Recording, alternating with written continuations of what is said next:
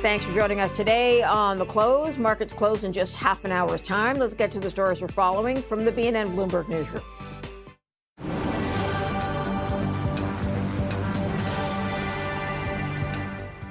Oil prices falling after the U.S. and Iran signaled a resolution to the Middle East conflict could be at hand.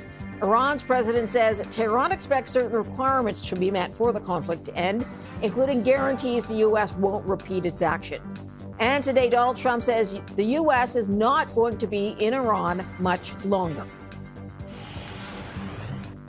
Canada's GDP edged up 0.1% in January, driven by strength in goods-producing industries. Gains in mining, oil and gas extraction, construction and utilities offset a contraction in manufacturing. Retail trade and finance and insurance saw increases, while wholesale trade and transportation saw declines. Shares of Aya Gold and Silver are up today almost 10%. The Quebec-based company beat estimates on silver production in the fourth quarter. The miner says its silver mine in Morocco is now operating at a steady state, enabling significant cash flow. Looking ahead, Aya says it's focusing on advancing the development of another mine in Morocco. And here's where we stand on the TSX.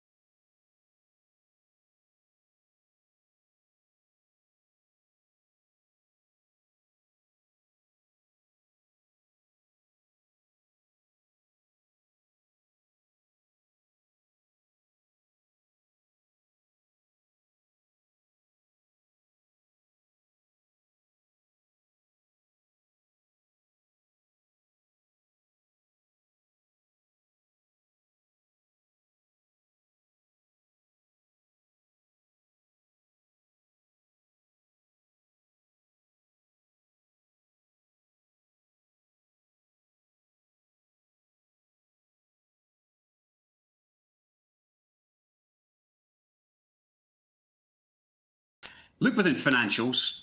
I think it's hard to find a higher quality financial than American Express. Yes, it's a bank. I mean, about 20% of its business comes from net interest income, but a very high quality, bank in that sense, makes more of its money, from its fees for card holders, merchants, etc. Unlike Visa and MasterCard, they operate their entire closed loop networks. They have a relationship with the customers and with the merchants. When you look at American Express, the global financial crisis, what a terrible time.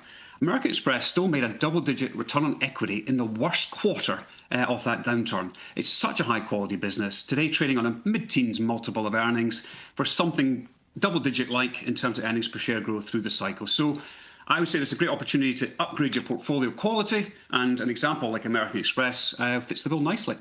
Let's talk about another pick you like, which is Constellation Software, which has gone sort of down on a number of different things. One of them being AI concerns for software, the other being a change of leadership. And it really hasn't bounced back the way some of the others have come back a little. So what are your thoughts about Constellation Software? What's your argument for it being a buy? Yeah, it's just, understanding the business. So if you look at Constellation Software, AI is coming for software. Absolutely clear about that. There is a truth to that, and you have to understand, does this business have competitive, barriers to entry and economic moat that can defend it? Well, there's two things about Constellation. One is just the vast number of software businesses that are in there, over 1,000. They've made over 800 acquisitions since their inception, average price between 15 and 20 million Canadian dollars. These are very small niche businesses that, as I mentioned before, are for golf courses or public transport or cemeteries or marinas. It's just not something that AI is going to come at and take away overnight. But the second part is they're a roll-up business. Their growth largely is driven by acquisitions. And I would just put the question to anyone, do you think the price of acquiring software companies today is A, higher, or lower, or a lot lower than it was a year or two ago? I suspect it's an awful lot lower. So I still think that roll-up strategy is very positive and will be even more positive for the business given the prices they paid. And it's trading on a valuation multiple today because of all the fears, half of what it historically has done, despite the strategy not changing and the growth rate still being embedded within the company. So a lot to like with that one. Okay, we do have to leave it there. Sir Martin Kopp, thanks for joining us. Appreciate it. Coming up next, Canada's economy grew by 0.1% in January. What actually grew, what contracted, when we come back.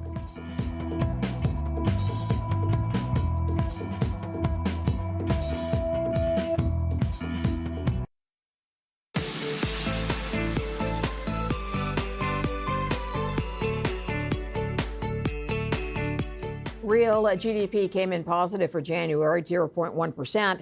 But the outlook for economic growth remains uncertain given the wide fluctuations in energy prices.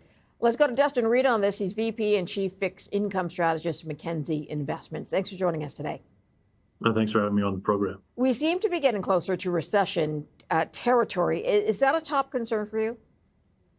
It's not a top concern yet for me, but growth is obviously very perilous here. Like you were just saying, obviously growth at 0.1 for January.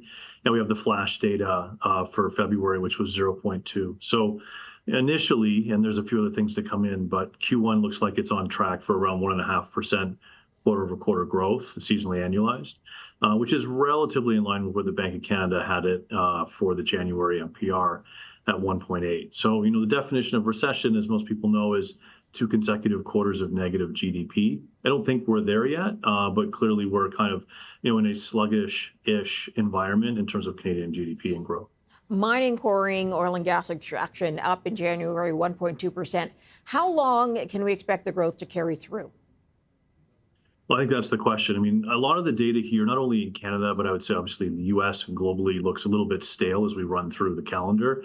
Everybody knows obviously what's happening in the Middle East, and we've had a significant move higher in the energy complex. And so the data that we're getting for January and February prints look a little bit out of line, or at least a little bit stale. Kind of how is the economy going to manage everything when we get the March data, April data, et cetera, et cetera. So, I'm not particularly concerned, but at the same time, I think we're in for a bit of a rough ride here in Canada, particularly versus how growth might come out in the U.S. Dustin, what else is playing into the vehicle and parts downturn in manufacturing? We've seen that trend carry on, but is there anything adding to that for January?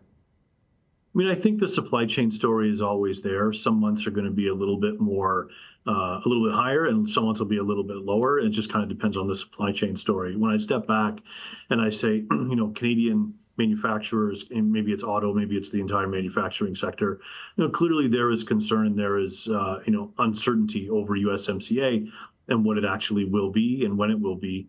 And the headlines out of the Middle East over the last few weeks have obviously taken center stage, but we have not forgotten about USMCA as a risk in terms of what might be happening going forward for the Canadian economy. It certainly is a risk, and it's one of the reasons why we think the market might be on the wrong side of looking at where the Bank of Canada may be implementing its rate outlook for the next 6 to 12 months. Okay, we'll talk about that a little more in a second. The construction sector also doing well for a third consecutive month. What's adding to that expansion we're seeing?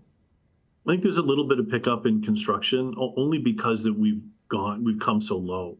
The construction sector had a very rough 2025, so I think you're seeing a bit of a move off of base levels.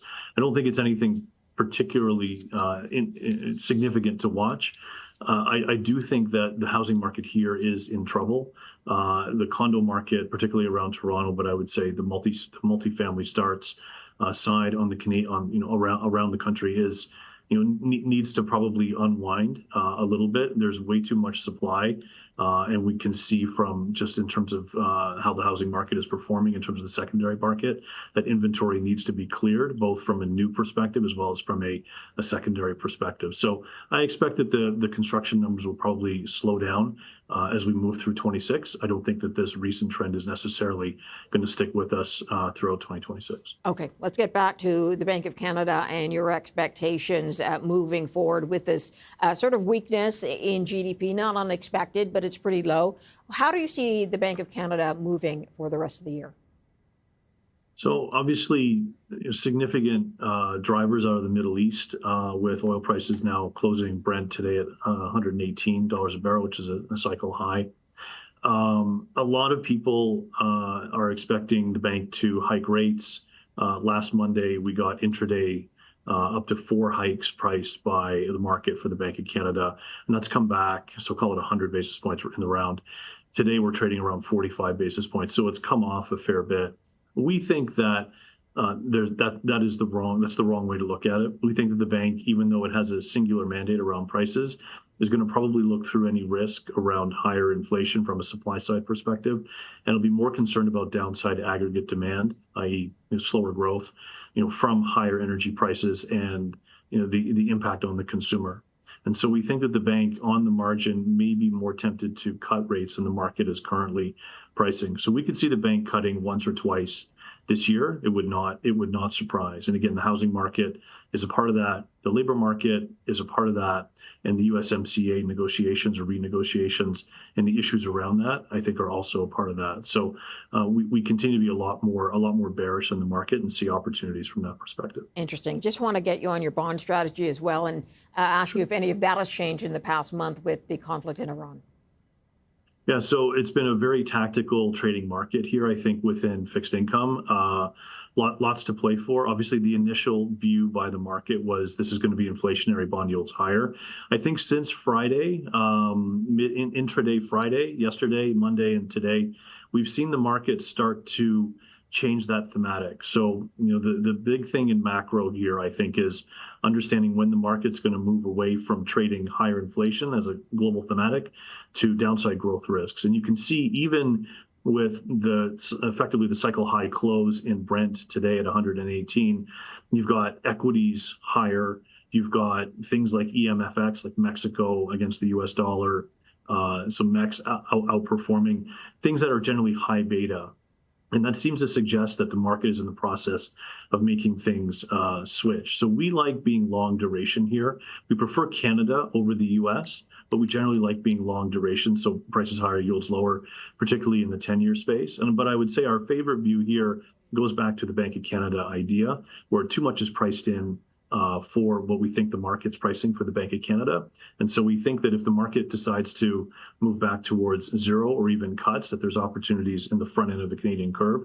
So we want to also be long, let's say, 2-year notes for Canada. So prices higher, yields lower. Dustin Reitzer, appreciate you joining us on the program. Dustin's VP, Chief Fixed Income Strategist at Mackenzie Investments. A major bet in the AI space, NVIDIA investing $2 billion into Marvell technology. More in a moment.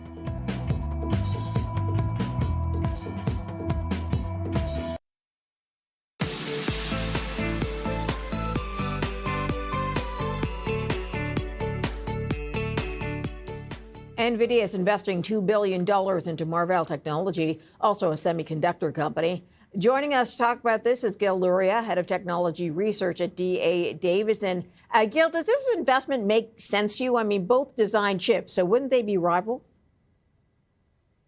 Well, yes, in some ways they will be continuing to compete, but more importantly, NVIDIA, this is consistent with the fact they've been investing in a lot of the other ecosystem participants in AI in order to extend their reach. If NVIDIA was really mostly GPUs a few years ago, they're now trying to sell a much broader product set into the data center, including networking, which is something they want to have Marvell use their own networking. So while they'll still compete on the edges between their GPU and Marvell's ASIC custom chips, Marvell will be using NVIDIA's networking. So even if Marvell has some business there, they're still going to be using some NVIDIA product. So in that regard, it makes sense. And it's also consistent with a series of investments NVIDIA has made throughout the ecosystem. Okay, as you mentioned, NVIDIA has gone out to spend a lot of money to partner up. Does this work then as an endorsement for Marvell? Very much so. When NVIDIA picks a winner, that means that that relationship is going to be particularly strong. And NVIDIA has often even backed their winner's business or helped them win business. So it's a very big vote of confidence for Marvell. And in that way, somewhat of a competitive threat to Broadcom, which is the other main maker of custom chips, the ASIC chips. So they're choosing Marvell over Broadcom. Marvell has worked on photonics, I believe you said. Can you explain what that is and how NVIDIA can benefit from that? And so the other integration is in how the communication happens between the chips and the servers. Right now, a lot of it's happening on copper wires, but increasingly that's going to move more into fiber optics. Marvell participates in that market. NVIDIA itself participates in that market. And as we transition over the next few years, again, NVIDIA wants to make sure that it's their standard that wins. And in collaborating with Marvell, they can accomplish that. Can you expand a little bit more on NVIDIA's strategy? You referred to some of the other deals they've made, Nebius, CoreWeave, to name a few. If you're standing back and looking what it has been doing over the last year to 18 months, how would you characterize the strategy for NVIDIA? So there's two levels here. One is NVIDIA, by investing in the rest of its ecosystem, is promoting demand and promoting activity in AI. And the other aspect of it is that NVIDIA has a lot of capital to work with. They generate so much cash flow. There's only so many shares they won't want to buy back. They feel like a good use of their capital is investing in other companies in AI that can be winners and end up being good investments that way. So it's both sides of it. They want to promote demand in the ecosystem, as well as make a good set of diversified investments that will pay off to their shareholders. So NVIDIA stock, as you know, was pretty down the last few days. I'm wondering what has weighed on the stock. I know the whole tech sector is down. I know the conflict in the Middle East has been weighing on the stock market, but NVIDIA really has moved down in a dramatic way. So what else has been weighing on it in your mind? It's all those things. It's a little risk aversion, but it's also this notion that the market seems to have right now that we couldn't possibly continue to invest in data center capital expenditures at the rate we've been investing, meaning Microsoft, Amazon, Google, Meta, and others will stop investing or will slow down their investment into next year. That's the implication of where NVIDIA's stock price now, and frankly, where some of the memory stocks are. There's a belief in the market that we couldn't possibly continue to invest at this rate. Therefore, results next year won't be as strong as this year. And that's why NVIDIA's stock is down. We think that may be a little too pessimistic, given the rate of progress in AI, given how good the tools are getting, how broadly they're being used both by consumers as well as business customers. We actually think there's a good case to be made that next year's capital expenditure on data centers will be even higher than it is this year and possibly even into the year after that. Okay, I know some of that spooked investors, the amount of money that was being put in because they weren't seeing what was coming out. Are you saying that perhaps they are seeing what is beginning to come out, or we are seeing that? And what could trigger that move back towards tech if the end of the conflict, for example, isn't enough? Yeah, so Microsoft, Amazon, and Google will tell you they're actually getting great returns on that investment because they're turning around and providing that compute capacity to several companies. Now, that includes OpenAI and Anthropic that are growing revenue at an unprecedented rate, but it also includes all the other companies that are investing in having their own AI capabilities and are booking that data center capacity with Microsoft, Amazon, and Google. So they'll tell you they are getting a good return. They have very good visibility into that. And as they show signs of continuing to invest, we expect that investors will see that AI is making progress, is generating benefits, and will come back to these stocks, especially NVIDIA and Microsoft. Gil, I got to leave it there, sir. Thanks for your time. I appreciate it. Coming up next, the closing bells on Bay Street and Wall Street.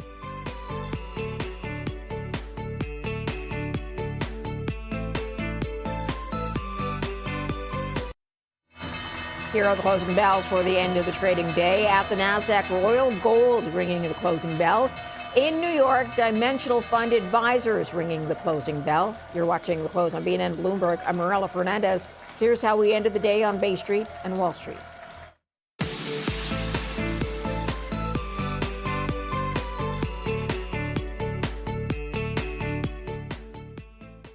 The TSX today moving up 2.6%. That's an 833-point move on the day for the TSX Composite. The S&P 500 had a 2.9% move up on the day, 184-point gain. And the Nasdaq gaining 3.8%, 795 points on the day. Let's get to the movers. Biogen shares lower today. It announced it's buying Apellis for $5.6 billion, adding to its kidney and rare disease drugs portfolio. Biogen down 2.0% or $3.83. And Apellis, the gainer, 135% up, or a gain of $23.16. We have also been keeping our eye on Unilever as it confirmed advanced talks with McCormick on a potential deal here, a $15.7 billion foods deal. So that moved both of the stocks down. Unilever down 5% or $3.01, and McCormick down 6% or $3.28. Let's get to Constellation Energy, which is down today 7%. After issuing weak earnings guidance and offering no update on data center deals. So Canadian stocks, as you saw, had a pretty exuberant trading session today. In nearly a year, it was pretty exuberant. That report after the Iranian president said he's ready to end the war, to intermediaries, and of course, investors taking that as an optimistic sign. Let's go to Bloomberg's Stephanie Hughes. She has some details on the day. The TSX ran with this. How did it look through the course of the day, Stephanie? For sure, Marilla. Yeah, so it was a pretty optimistic green day for the Canadian markets, kind of like what you saw across the rest of the indices there. But the TSX gained by 2.6% at its highest point, which had been its biggest leg higher since just roughly a year. So that was led by a rally in precious metals, including Toronto-based miner America's Gold and Silver, that posted the highest gains as that stock reached 13% at its highest point today. And tech names have been squeezed so far this year, but kind of staging something of a comeback. Shopify was adding the most amount of points to the TSX index's gains and doing a lot of heavy lifting to help boost the TSX throughout the trading session today, mostly after what you just alluded to, the hopes that maybe there could be a resolution to this conflict sometime soon after the Iranian president signaled an openness to it. So some of the strategists we actually talked about, we talked to my colleagues and I, they seemed a bit skeptical. They wanted to get more clarity on how these peace talks were proceeding and wanted to see some ships actually go through the Strait of Hormuz before they put some of their money to work, in their words. But we're seeing some initial optimism that help Canadian stocks recover a bit, but some money managers are still on the sideline for the time being, Marella. Okay, let's talk about tech in Canada because it did get hit. Why is that? Yeah, that's right. So a little bit of reprieve today, but on a year-to-date basis, as of yesterday's close, tech stocks on the TSX were just getting hammered. It was the worst quarter in about 4 years since the second quarter of 2022. That was back when central banks were aggressively raising borrowing costs. That crushed the tech stocks then. But fast forward to today, it's a different issue. It's mostly AI disruption, just that angst hammering software names like Shopify, like Constellation Software, and other names that make up the TSX's infotech group. That in the Middle East conflict meant that more traders were pulling out of these tech names and piling them into energy stocks. So tech was the biggest or probably still is the biggest decliner of the 11 major sectors by far across the broader TSX, falling by 26% year to date as of yesterday's close. That's also underperforming peers south of the border, like the NASDAQ 100 and the S&P 500 tech index, whose declines weren't as pronounced as we saw over here, Marella. Okay, so does it feel like the tech rout is over? I mean, we are seeing some of the tech in the U.S. bounce back, but some of that is on very specific news, like the deal with NVIDIA. For sure, yeah, and it's tough to tell. A lot of it will obviously be contingent on whether these peace talks in the Middle East kind of get past the finish line and we see more resolution there. So I did speak with a few strategists that believe that the energy trade might be largely played out or might be just a little bit past the peak there. So if the two sides are able to negotiate a swift resolution to this conflict, and we stop seeing these escalations, then perhaps the energy trade will run that course and then we'll see some money move to other parts of the market like tech, like growth industries, et cetera, Marella. All right, Stephanie, we'll leave it there. Thanks for the update. Thank you. Coming up next, we'll take another look at stocks that have rallied in hopes of a de-escalation in the war, but also stocks or investments that aren't linked to the tension going on in the Middle East. Back in a moment.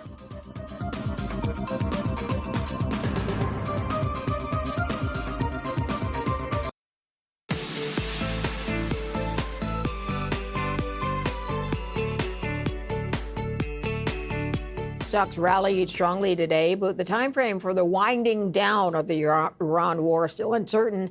My next guest is eyeing investment themes that could be delinked from tensions. Let's go to Scott Ladner. He's Chief Investment Officer at Horizon Investments. Scott, thanks for joining us today. It's been over a month now since the start of the war. What are the cues you see the markets intently watching? Hey, Marilla, look, the market continues to watch everything that comes out of the mouth of both Donald Trump and anything we can get, frankly, out of Iran in terms of press reports. And so, obviously the rally today was started in the morning because, there was some reports out that Trump wanted to end this thing no matter what and really kind of leave, maybe just leave the Strait of Hormuz being closed. And then during the afternoon, we got a report that's unconfirmed still at this time out of Iran saying, hey, listen, we're ready to negotiate. And that really just sent everything off to the rockets. We're expecting this thing to still end within the next 3 to 4 weeks, but it is an incredibly uncertain time. And so yes, you have to look for strategies and for things that aren't necessarily correlated to what is going on in in the Strait of Hormuz. They're hard to find, but they are out there. Okay, tell me about the big divergence we're seeing in price. WTI gaining, but then Brent is surging. So can you sort of dive into that a little bit with us?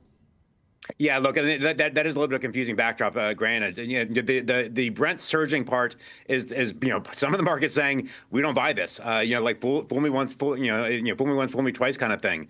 There's been a lot of head fakes with respect to headlines coming out saying this war is going to end. Iran saying no, we're not interested in it being ended. And it's just like, look, people are just not really buying. Like not all parts of the market are buying that this is going to be over here in the next 3 or 4 weeks. I think the oil folks think this is going to be worse than the equity folks. That's really kind of what this comes down to right now. And so, the fact that we're seeing Brent continue to surge and really not sell off on some of the news that really rallied stocks and most other risk assets this afternoon is a signal that the folks in the oil market really aren't buying what's coming out in the press right now. Yeah, we'll see who's right probably in the next few days. Okay, let's talk about further down the line, gas prices, of course, topping $4 a gallon today in the U.S. So do you see a fallout on inflation and GDP growth in the coming weeks, even if it's temporary?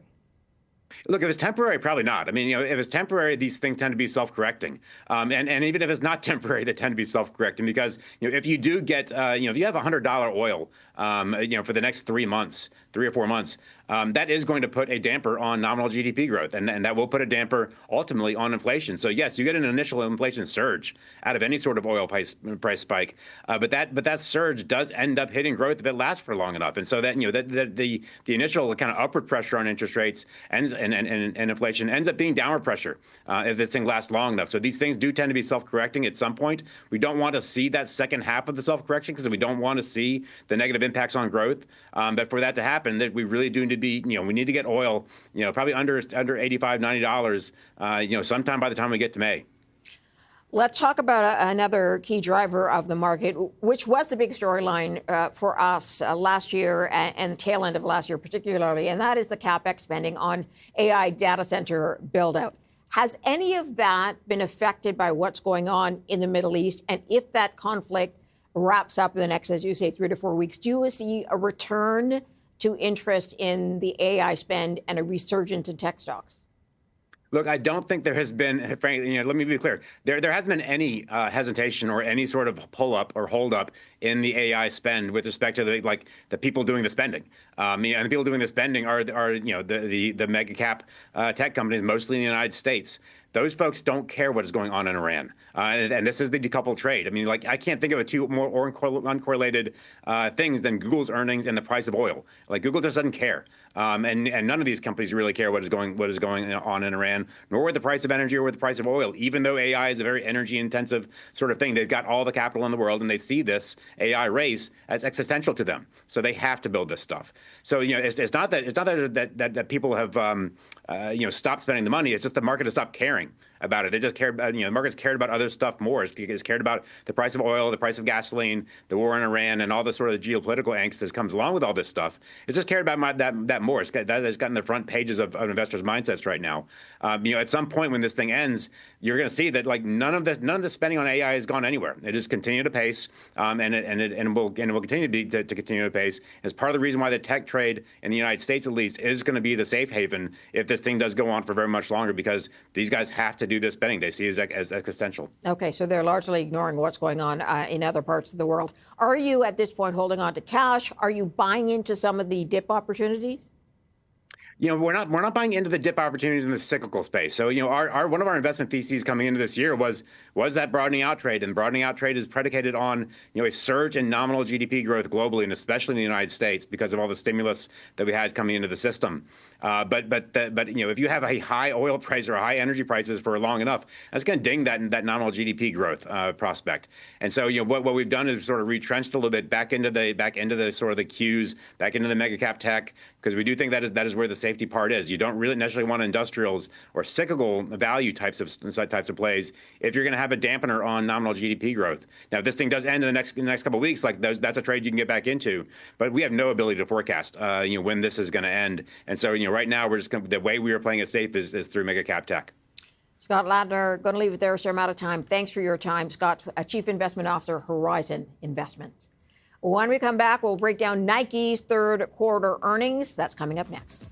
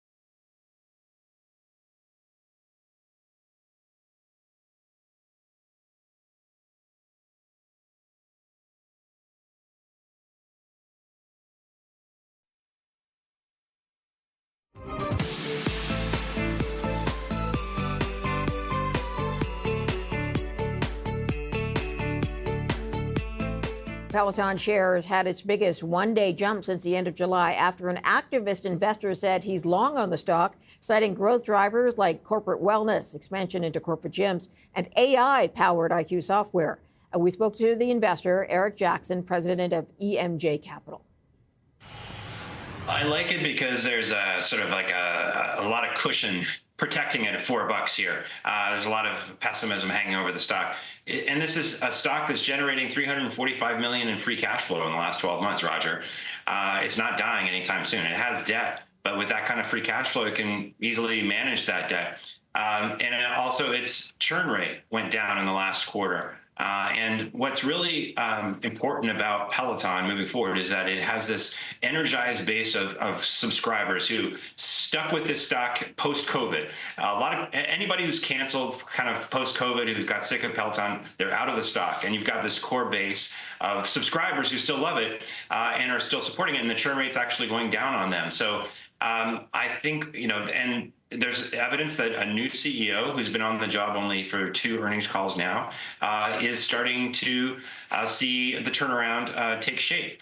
There are some new initiatives like the ones that you just mentioned off the top. So it's early, but some of the best investment opportunities come when you get in early to a turnaround. So it reminds me of Carvana back when Carvana dipped from $400 in COVID days to $3.50 in December 2022, and then sort of started the comeback trail. And last year it hit an all-time high of $486. So, I don't think that Peloton is going to be a 100-bagger, but I think they've got a clear path to like 4Xing over the next few years. And if some of those initiatives take hold, like you mentioned, this could be a $40 plus stock in 3, 4, 5 years from now.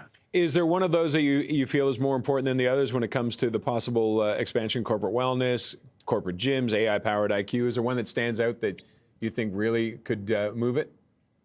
I mean, I think the corporate gyms are really tangible. There are people that just don't have Pelotons in their homes today, but they're going to wherever, Equinox or something like that, and they're going to see these Pelotons there. They're going to know the brand. They're going to sign up for memberships.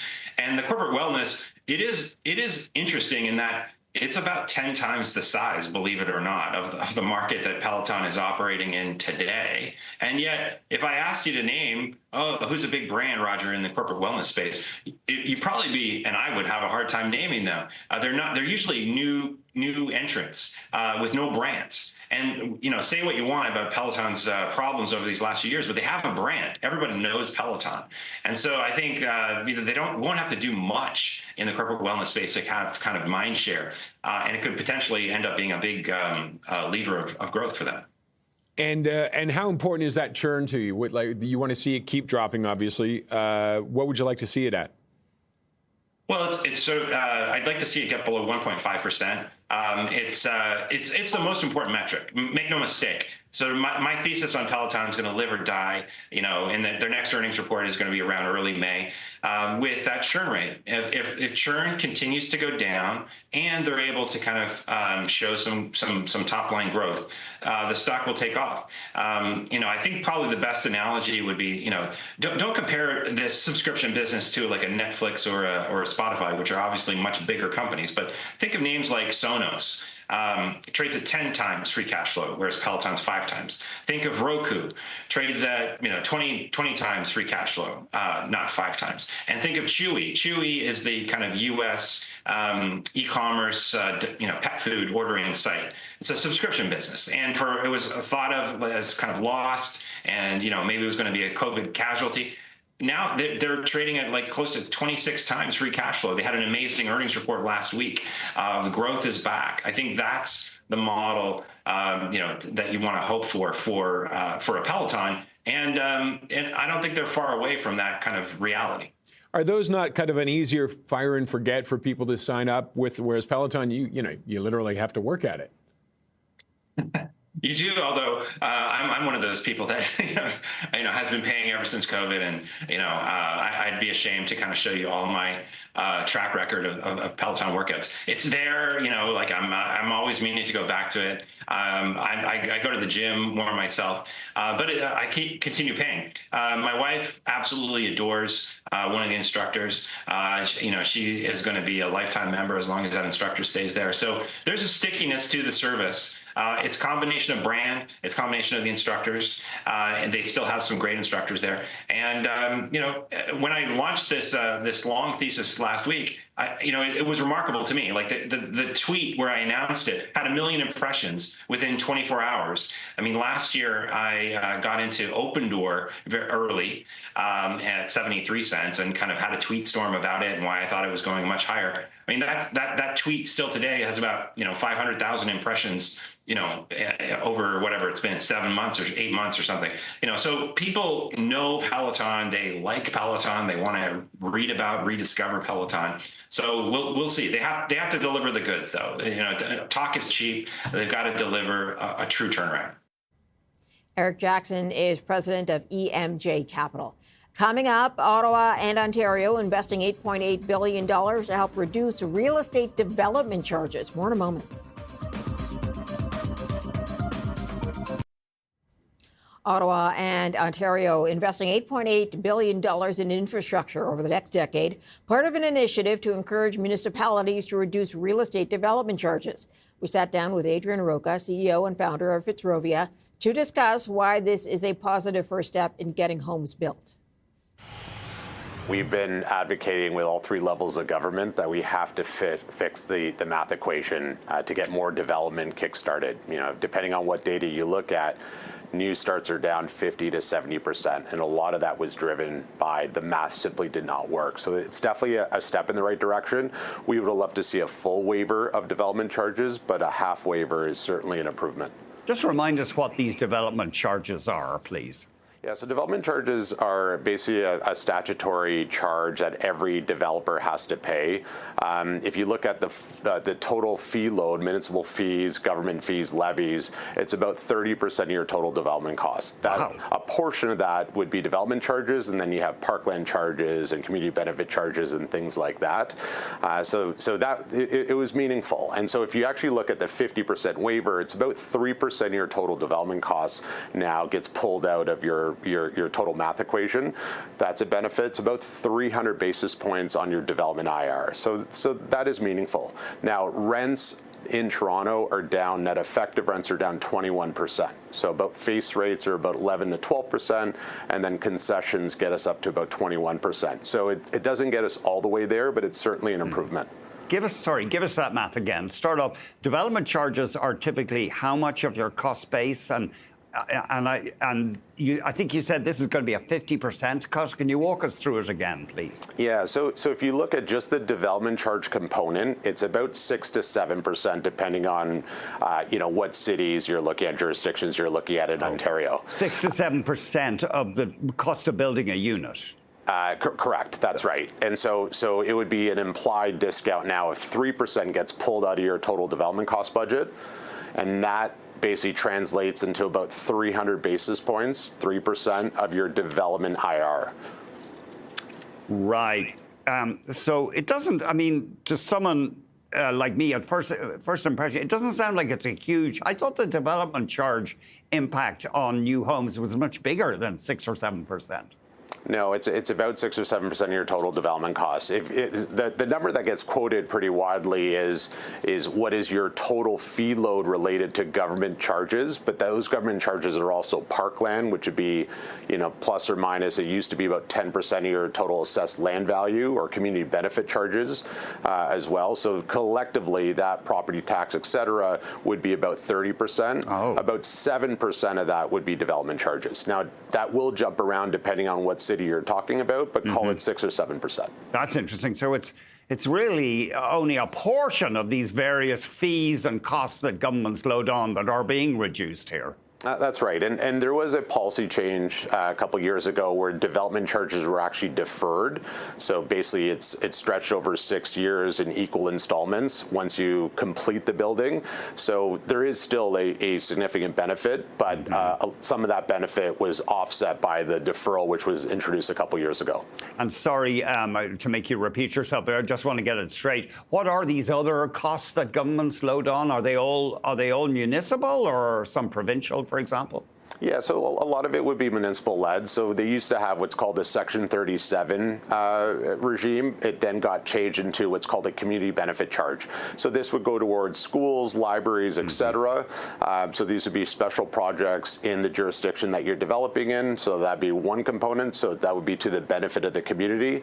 Another component would be a parkland charge. So if you can't basically provide an on-site park, there's a cash in lieu component that needs to get paid to the city so that the city could fund the build out of parks. Those would be two kind of larger sums which are unaffected by this announcement. You guys build rental housing. That's your game.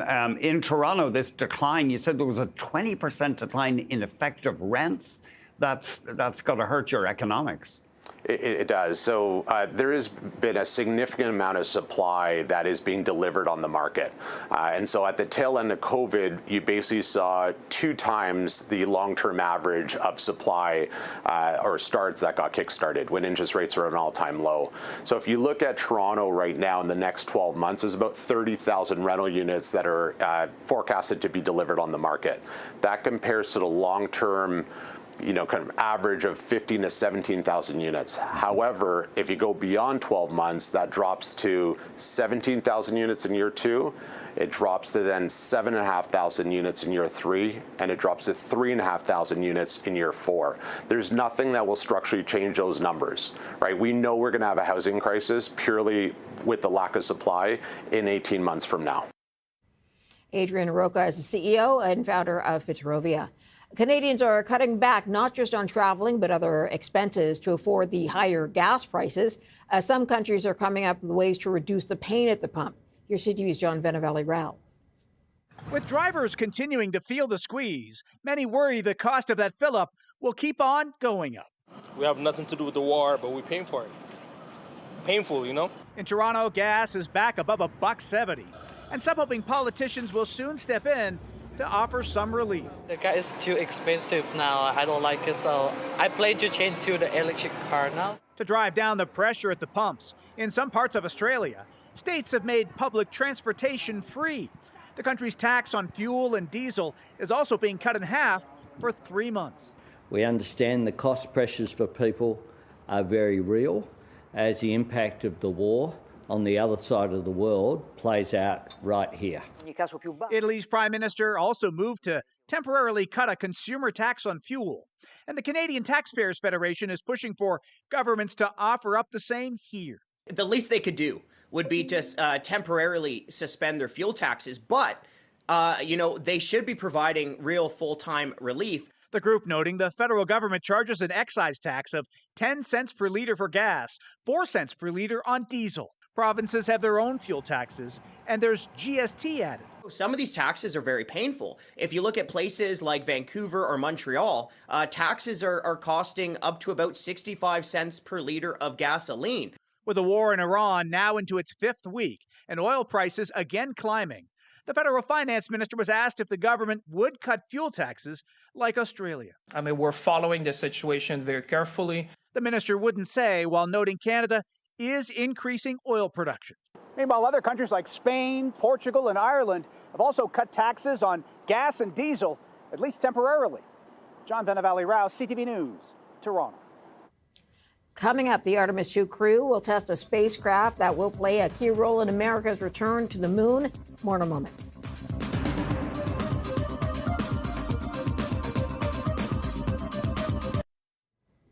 On the ETF report, we zeroed in on 3 Canadian ETF picks.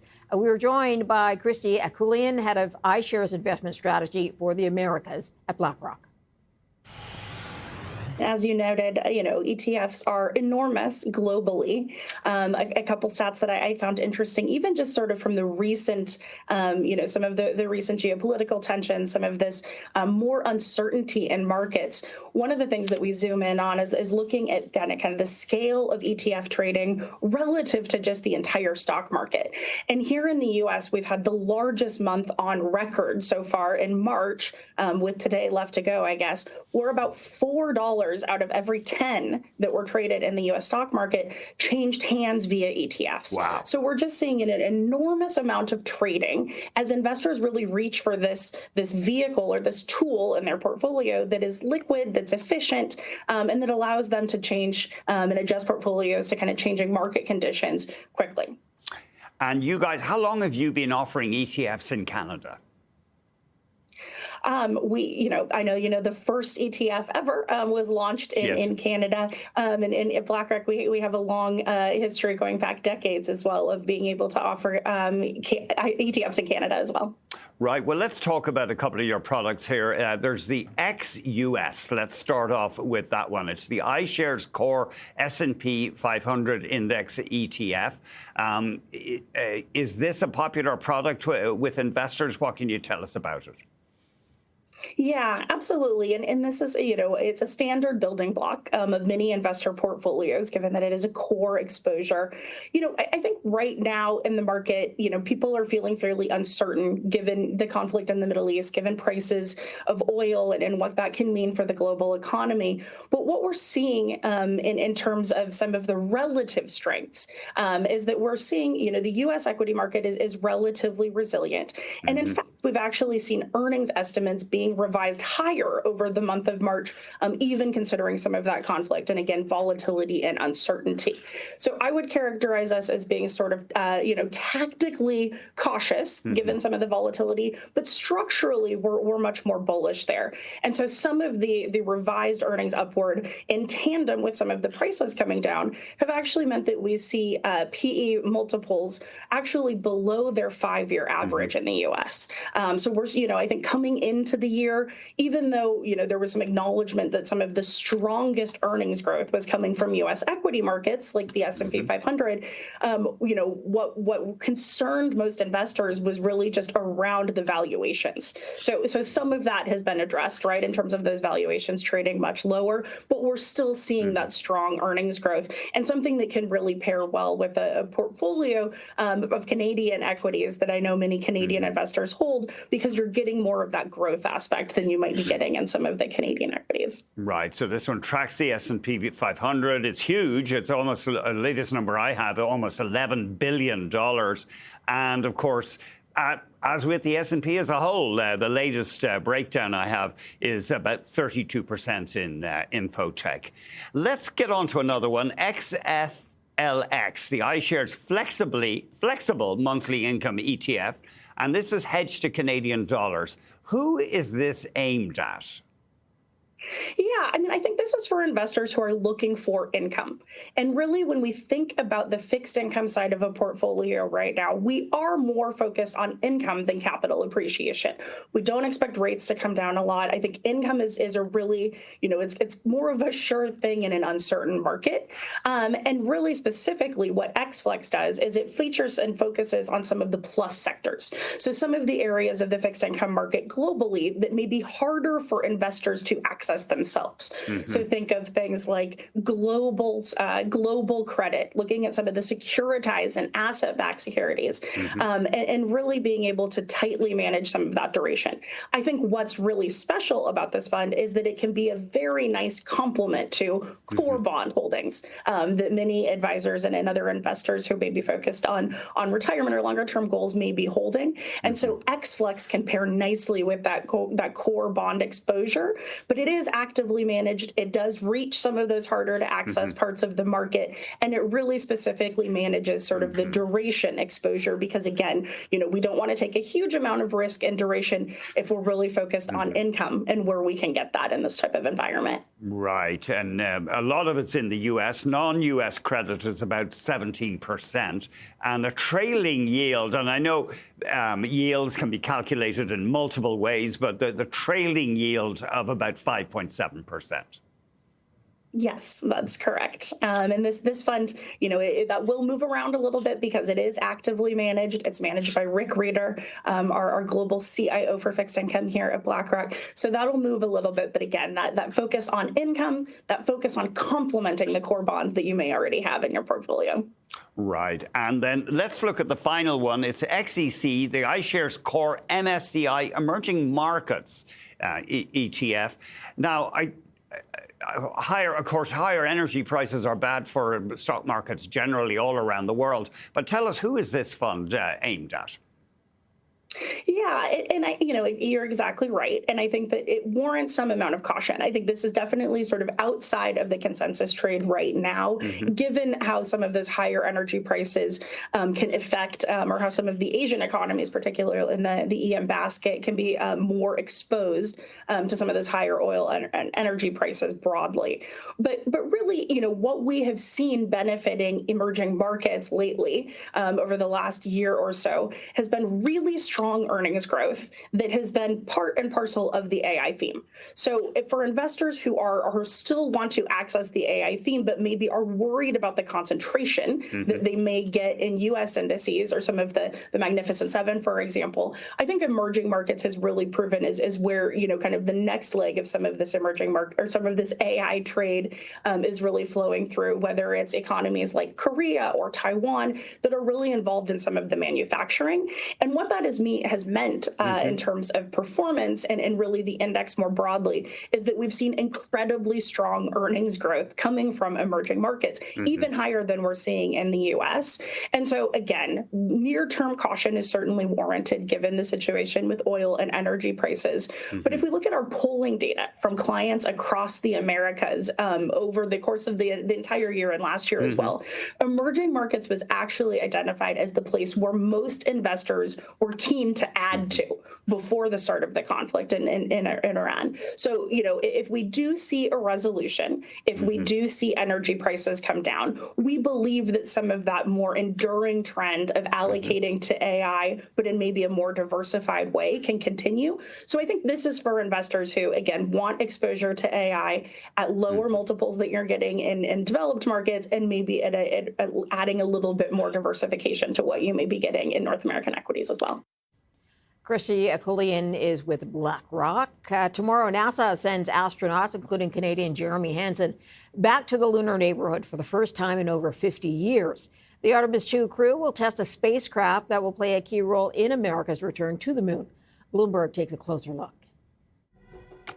I think our generation appreciates having a program that now we get a chance to take our own moonshots, what we call great things that humans accomplish.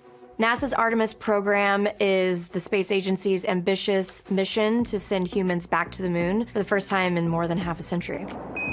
It has a stark beauty all its own. The last time NASA sent humans to the moon, they were locked in a space race with the Soviet Union. Beautiful view. This time, NASA wants to go back to the moon to stay in order to learn how to live sustainably off of the lunar surface. I'm Christina Cook, and I'm a mission specialist on Artemis 2. I'm Jeremy Hansen, also a mission specialist. Victor Glover, Artemis 2 pilot. Reed Wiseman, crew member on Artemis 2. The Artemis 2 crew is very much a crew of firsts. It will include the first person of color and the first woman to travel around the moon and into deep space, and it'll also have the first Canadian to do the same. Just yesterday, our crew did a sim, all four of us, and this is something we'll do over and over again on the way to flight. But there are 1,000 ways this vehicle could kill you in space. And we don't get trained on, every single one of those. We get trained on a methodology to approach the problem. The moon is a great proving ground for us to operate off of our planet. We've been doing it over 2 decades on the International Space Station. We built a global coalition for low Earth orbit. And now we need to extrapolate that to the moon as we set our sights out on Mars. 4-stage engine start. Prior to Artemis 2, NASA launched the very first major mission in the Artemis program, called Artemis 1, which sent the Orion crew capsule around the moon to demonstrate that they could work without a crew on board. Now it's time to show that they can actually keep a crew alive while traveling to deep space. Our goal is get to the moon and get back. 4 days out, 4 days back. We are going to do as much science as we can on the way. And on the far side of the moon, we're going to have maybe 45 minutes where we're in a loss of comm with Earth. And all we can do is just train our eyes on that moon surface. The entire Artemis program has come under significant criticism for how much time it's taking to build and how much money it's costing the taxpayer. There's an estimate that between 2012 and 2025, the Artemis program has cost roughly $93 billion.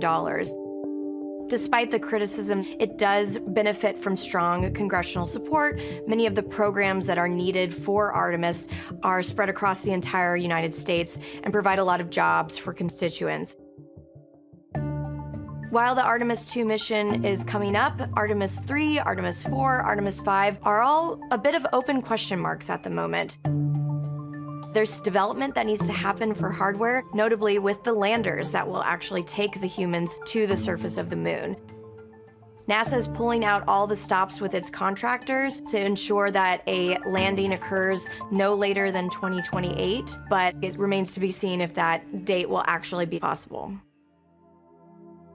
NASA stands at something of a crossroads these days. For much of its history, the agency has been the one to oversee the development and fully fund the development of most of its major hardware. But there's been a big push lately to transfer a lot of that work to the private sector and to the commercial companies that are revolutionizing the space industry.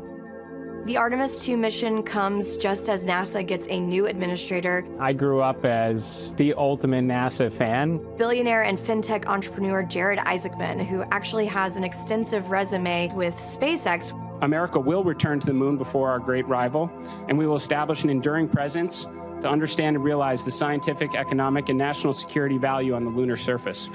Lawmakers and industry officials have warned that if China were to send humans to the moon before NASA returns, the country could stage something of a lunar land grab that would prevent NASA from exploring the lunar surface as fully as possible.